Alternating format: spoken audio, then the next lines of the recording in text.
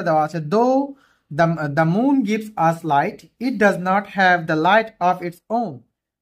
এটাকে বলতে আমাদের কম্পাউন্ড করতে। যদিও চাঁদ আমাদেরকে আলো দেয় তবুও চাঁদের নিজস্ব কোনো কি নেই, আলো নেই। এক্ষেত্রে এই সেন্টেন্সটাকে আমাদের বলতে কম্পাউন্ড করতে। আমরা দেখতে পাচ্ছি যে যে সেন্টেন্সটা দেওয়া সেটা হচ্ছে একটা কমপ্লেক্স সেন্টেন্স, কারণ এখানে একটা তোমার কনজাংশন দেওয়া আছে এবং দুইটা ফাইনাইট ভার্ব দেওয়া আছে। কনজাংশন দেওয়া আছে এবং দুইটা ফাইনাইট ভার্ব দেওয়া আছে। এক্ষেত্রে এটা হচ্ছে আমার কমপ্লেক্স সেন্টেন্স, এটাকে আমরা বানাতে হবে কম্পাউন্ড সেন্টেন্স।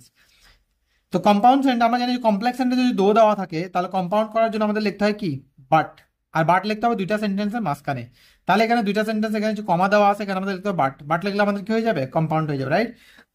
তাহলে the moon gives the moon gives us light but it does not have the light of its own, of its